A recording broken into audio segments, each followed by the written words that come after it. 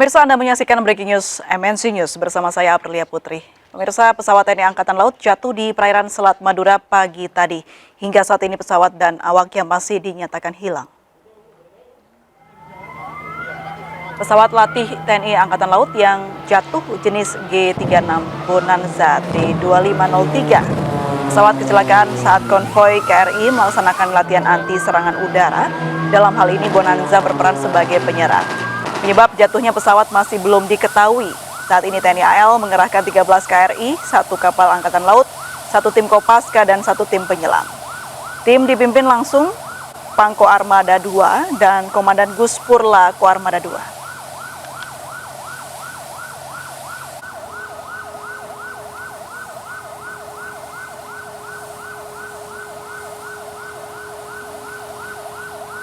Pemirsa, pesawat TNI Angkatan Laut jatuh di perairan Selat Madura pagi tadi. Hingga saat ini pesawat dan awaknya masih dinyatakan hilang. Sudah terhubung bersama kami via Zoom, ada Pak Anton Ali Abbas, Kepala Center for Interdomestic dan Diplomatic Engagement untuk membahas lebih lanjut. Selamat sore, Pak Anton. Selamat sore. Selamat sore, Mbak April. Baik. Terkait jatuhnya pesawat ini, apakah ada informasi yang bisa Anda himpun? Ya, sejauh ini pihak TNI AL masih mencoba mencari tahu penyebab dari kecelakaan ini, tapi tentu saja yang paling penting adalah bagaimana 2 awak dari alutsista tersebut bisa diselamatkan ataupun dievakuasi. Sejauh ini itu informasi yang saya dapatkan, Mbak April. Baik, sejauh ini seperti apa mungkin track record dari pesawat yang jatuh ini? Sebenarnya ketika kita bicara tentang alutsista secara umum ya, Mbak April, terutama untuk terkait kekuatan udara ini memang cukup memprihatinkan. Kenapa? Karena memang sekalipun setiap tahun pemerintah selalu menaikkan anggaran pertahanan termasuk juga porsi untuk pembelian alutsista, tapi memang belum disertai dan diintegrasikan anggaran harwatnya, pemeliharaan dan perawatan, sehingga ketersediaan alutsista tersebut tidak kemudian mendukung kesiapan secara utuh alutsista itu untuk digunakan. Gitu, Mbak April. Jadi ibarat kalau misalnya kayak mobil gitu ya, tentu ada spare part yang harus diganti apabila dia sering digunakan. Jadi kesiapan alutsista kita terutama untuk armada udara memang harus diakui ini masih membutuhkan. Jadi kesiapan ini termasuk maintenance dan juga perawatan lain begitu ya? Iya, betul, Mbak April. Karena jadi kita hanya mampu membeli, tapi anggaran perawatan dan pemeliharaannya tidak diintegrasikan dari awal, dan ini yang memang membuat fenomena yang semestinya tidak terjadi ini. Kita beberapa kali harus mendengar. 18 bulan lalu kan kita juga mendengar ada pesawat dari TNI AU yang jatuh. Kalau bicara soal usia pesawat sendiri, seberapa lama yang jatuh ini kira-kira, Mas Anton?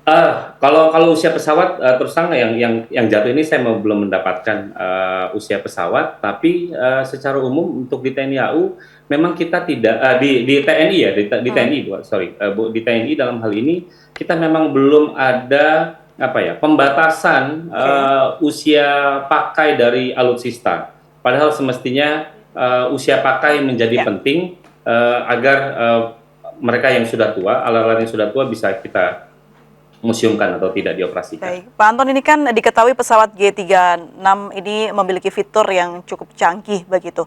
Apakah ini mempengaruhi mungkin konsleting atau mungkin error dari peralatan canggih ini? Kalau itu tentu saja itu nanti jadi kewenangan dari pihak tim yang sudah ditugaskan oleh TNI dalam hal ini, gitu ya. Saya tidak ingin menduga-duga, gitu. Tapi memang titik kuncinya nanti kita akan lihat adalah terkait dari kebijakan umumnya ini, pembelian dan perawatan. Oke, bicara soal kecelakaan pesawat, apalagi di militer atau TNI, evakuasinya dalam SOP-nya seperti apa?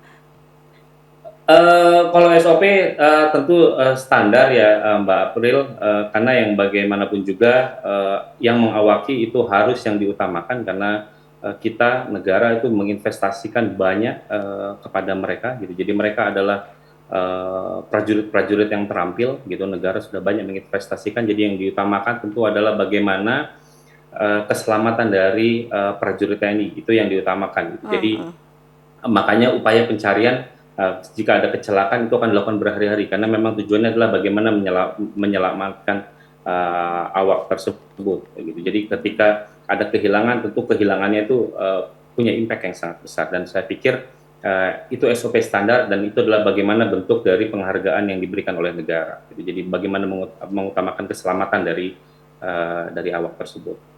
Baru selanjutnya jika itu memang ditemukan peralatannya dan lain-lain, baru itu nanti akan ikut mendukung upaya investigasi penyebab kecelakaan. Baik, kalau kita lihat lokasi dari jatuhnya pesawat ini, Pak Anton, di Selat Madura, apakah dari lokasi sendiri memang rawan atau mungkin ada kendala lain yang bisa dijadikan kemungkinan penyebab kecelakaan? Ya, kalau terkait kecelakaan biasanya kan kalau sebelum operasi, apalagi ini adalah sedang latma, biasanya mereka tentu sudah mempelajari bagaimana cuaca, angin dan lain-lain. Jadi tentu terkait hal ini kita harus menunggu lebih lanjut apa hasil investigasi dari tim yang menyelidiki kasus insiden ini. Total sejauh ini berapa kecelakaan pesawat yang sudah terjadi di Indonesia? Saya kurang menghitung ya, tapi kita punya trennya cukup meningkat ya. Tadi 18 bulan lalu kita sudah kecelakaan. Jadi memang terjadi ada peningkatan ya, ada peningkatan. Dan kalau terkait alutsista, apalagi terkadang juga usianya juga masih relatif muda gitu. Jadi ini memang butuh perhatian yang lebih dari pemerintah, bagaimana kemudian bisa mengintegrasikan biaya atau pos anggaran perawatan dan pemeliharaan itu terintegrasi dengan proses pengadaan. Jadi itu sudah disatukan anggaran. Oke, pada umumnya atau trennya, Pak Anton, apa saja faktor yang mempengaruhi pesawat bisa jatuh? Ada beberapa, misalnya jelas ada kondisi alam. Itu satu. Lalu yang kedua adalah human error, tapi yang ketiga yang juga cukup membutuhkan perhatian adalah terkait kelaikan dari alutsista itu sendiri. Baik, kalau kita melihat dari pesawat ini, informasinya berasal dari Amerika begitu ya. Nah, apakah memang pesawat-pesawat yang dari Amerika cukup bagus begitu? Bagaimana kualitasnya dan juga seberapa lama ini dipakai di Indonesia untuk hal-hal yang menguntungkan bagi negara kita. Namun jangan dijawab dulu Pak Anton, kita harus jeda terlebih dahulu. Tetap bersama kami pemirsa di MNC News.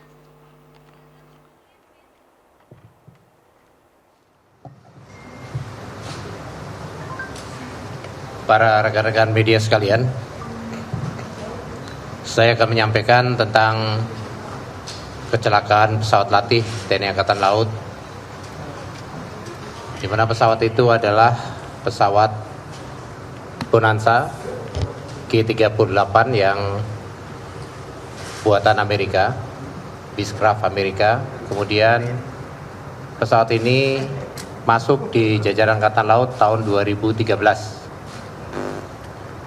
Relatif pesawat ini masih sangat layak karena baru saja melaksanakan pemeliharaan pada tanggal 22 Agustus 2022. Kegiatan yang dilaksanakan adalah dalam rangka mendukung latihan kesiapsiagaan armada dalam rangka latihan operasi laut. Kejadian tepatnya di Selat Madura, sebelah timur kota Gresik. Pesawat tersebut mengalami suatu gangguan, kemungkinan jatuh ke laut dan tenggelam. Sampai saat ini tim SAR dari Angkatan Laut telah melibatkan beberapa KRI, kemudian helikopter untuk melaksanakan pencarian dan pertolongan, melibatkan juga tim Kopaska yang langsung dipimpin oleh Panglima Koarmada II bersama Dangus Armada II. Saat ini tim masih terus mencari di lokasi tempat jatuhnya pesawat latih kami, dan sampai dengan sore ini perkembangan di lapangan telah menemukan titik di mana jatuhnya pesawat itu, yang diduga adalah kerangka pesawat yang saat ini masih proses untuk melaksanakan penyelaman. Adapun kemungkinan penyebab dari kecelakaan tersebut itu masih kita dalami, karena kita akan menurunkan tim investigasi setelah pesawat itu bisa kita temukan, kemudian kita angkat, barulah kita bisa menentukan penyebab dari kecelakaan tersebut. Untuk kondisi pilot juga masih belum kita bisa pastikan. Kemungkinan nanti sampai dengan tim penyelam yang melaksanakan pertolongan telah benar-benar dapat menemukan dan melaporkan kondisi penerbang tersebut. Awak pesawat ada 2 orang, pilot dan kopilot. Mungkin dari saya sekilas itu. Terima kasih.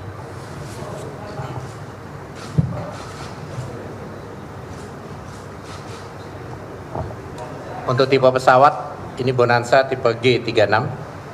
Mungkin saya rawat tadi. Termasuk pesawat latih yang juga digunakan untuk operasional.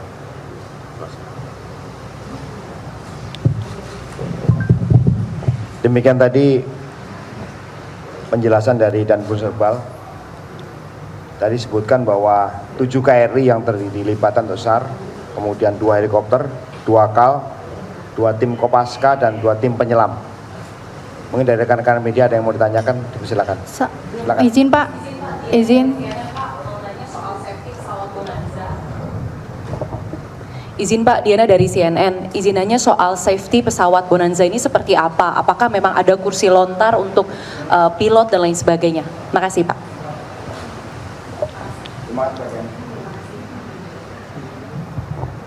Jenis pesawat Bonanza G36 ini memang pesawat latih yang juga sebagai pesawat transport atau pesawat ringan yang tidak dilengkapi dengan kursi lontar, sehingga memang dari secara desain memang tidak dilengkapi dengan kursi lontar. Izin, saya Aini dari Indonesia Defense Magazine. Pak, apakah sudah diketahui kronologis jatuhnya pesawat tersebut? Apakah saat dalam last lap, dalam latihan yang sedang diselenggarakan, atau bagaimana? Terima kasih. Pesawat ini dalam rangka mendukung latihan siaga armada, kebetulan sedang melaksanakan latihan jenisnya adalah anti serangan udara, sehingga pesawat ini disimulasikan sebagai pesawat musuh yang menyerang konvoi atau kelompok kapal. Pak, izin Pak, Iksan dari TV One Pak. Pak, soal titik lokasi yang ditemukan itu Pak, apakah bisa dipastikan bahwasanya itu titik jatuhnya, atau ada kemungkinan itu hanya puing yang terbawa arus Pak, mengingat kondisi arus laut itu kan cukup kencang. Apakah itu memang titik pasti tempat jatuhnya pesawat itu? Baik, informasi dari Pangkor Armada 2 yang langsung di lapangan melaporkan bahwa diduga titik yang ditemukan ini mudah-mudahan adalah bangkai pesawat tersebut, karena selain kita menggunakan alat peralatan sonar yang ada di kapal, itu menampilkan wujud atau siluet bentuk badan pesawat. Izin Pak, Andira dari Si Today, bisa dijelaskan Pak lebih detail terkait yang diduga sudah ditemukan itu bagaimana untuk kronologinya dan seperti apa sekarang kondisinya? Terima kasih.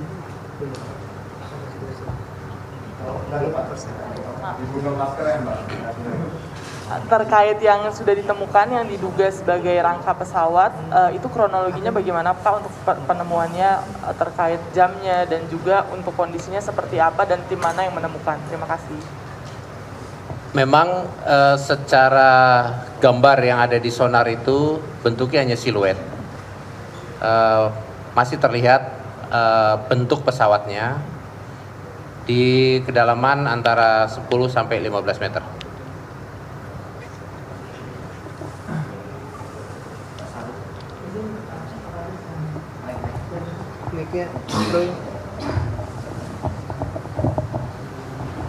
Izin Pak Kadis dan Pus Penerbang.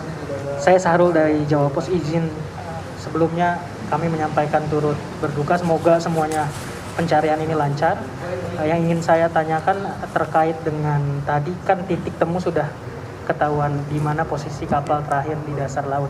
Nah, apakah dari pencitraan itu juga kelihatan penerbangnya atau memang penerbangnya sudah tidak satu bagian dengan pesawat itu? Yang kedua, Bapak Kadis, mungkin tadi Bapak Kasal sudah sempat menyampaikan arahan-arahan terkait dengan insiden ini. Apa kemudian yang disampaikan oleh Bapak Kasal khususnya untuk teman-teman di Surabaya? Dan apakah Bapak Kasal juga nanti dijadwalkan akan ke Surabaya untuk melihat langsung proses pencarian ini? Terima kasih, Bapak. Saya jawab, jadi kembali saya sampaikan bahwa hasil yang dilihat di layar monitor sonar adalah siluet, bentuknya hanya siluet pesawat. Jadi kita tidak bisa detail melihat apakah masih ada kru, kondisi seperti apa memang tidak terlihat karena itu sifat bentuknya siluet. Itu aja. Artinya terdeteksi Pak black box-nya itu. Belum, karena ini kan setelah ini baru kita laksanakan penyelaman. Ya, Mas Arul tadi dari Bapak Kasal menyampaikan atensi khusus berkaitan dengan peristiwa ini. Kemungkinan Bapak Kasal dalam waktu dekat akan meninjau langsung ke lokasi. Kita ketahui pada waktu apel Komandan 1 Angkatan lalu, Bapak Kasal menyampaikan berkaitan dengan pemeliharaan alutsista dan lain-lain perlu dilakukan sedetail mungkin sehingga mengurangi terjadinya kecelakaan. Demikian. Saya juga berharap nanti masing-masing juga kami harapkan mohon doanya juga agar nanti cepat bisa ditemukan, mudah-mudahan kru juga dalam kondisi yang selamat. Izin Pak Kevin dari Andis TV terkait dengan 2 awak kapal tadi, awak pesawat tadi maksud saya, bisa dijelaskan Pak namanya dan pangkatnya apa, dan terkait dengan proses pencarian sampai dengan saat ini, kira-kira membutuhkan waktu berapa lama Pak? Mungkin bisa ditegaskan lagi. Terima kasih. Kru ada di pesawat 2 orang, pilot atas nama Letnan 1 Laut Yudhistira Eka Permadi dan co-pilot Letnan 2 Laut Dendi Krishna Bakti. Ya. Itu. Proses ini kita nggak bisa tentukan. Seperti sekarang saat ini di lokasi masih hujan dan laut juga jarak pandangnya sangat terbatas sehingga masih ada kesulitan kepada tim penyelam ini. Tapi sesuai dengan perintah Bapak Kasal, ini terus diupayakan semaksimal mungkin untuk segera mungkin kita bisa segera mengevakuasi.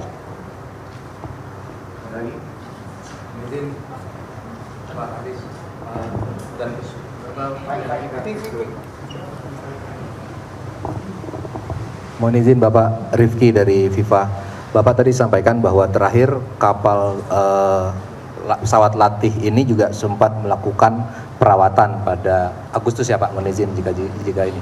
Arti kan Agustus itu baru bulan lalu begitu. Kita baru saja mendengarkan seperti apa keterangan dari pihak Angkatan Laut terkait jatuhnya pesawat di Selat Madura. Kita kembali berbincang bersama Pak Anton. Pak Anton masih bersama kami? Ya. Baik, Pak Anton dijelaskan dari pihak Angkatan Laut bahwa pesawat ini baru saja diberikan pemeliharaan begitu. Berarti untuk gangguan pemeliharaan sepertinya bukan menjadi alasan utama. Anda sepakat mengenai hal itu? Terkait hal itu, pertama saya harus bersimpati ya mendalam atas kecelakaan ini. Tentu ini insiden yang sangat tidak kita harapkan. Terkait soal pertama ada beberapa hal yang memang bisa kita soroti. Yang pertama adalah usia dari pesawat ini baru bergabung 2013, lalu juga baru keluar pemeliharaan di bulan Agustus gitu. Jadi kalau biasanya ya ini saya bicara umum, umur pesawat kalau kita bicara tentang pesawat latih itu sekitar 20 sampai 35 tahun itu masih kategorinya bisa dipakai, apalagi yang ini baru sekitar 8-9 tahun ya, dan apalagi dan sudah melalui pemeliharaan. Apakah kemudian kita harus bisa menghilangkan satu bahwa ini pesawat tidak laik? Tentu lagi-lagi ini kita harus bisa sabar menunggu hasil penyelidikan yang dilakukan oleh TNI AL, karena segala kemungkinan tetap ada gitu. Ada kemungkinan alam, yang kedua adalah human error, dan ketiga adalah terkait technical error gitu. Jadi sekalipun dia baru keluar dari pemeliharaan gitu, bukan berarti kemudian kemungkinan technical error itu kita bisa eliminasi gitu. Jadi saya pikir semua kemungkinan terkait penyebab dari insiden ini masih tetap terbuka. Baik, ini disebutkan bahwa sedang latihan anti serang udara begitu. Ya. Apakah memang proses latihan ini memang beresiko sampai seperti ini pada umumnya, Pak Anton?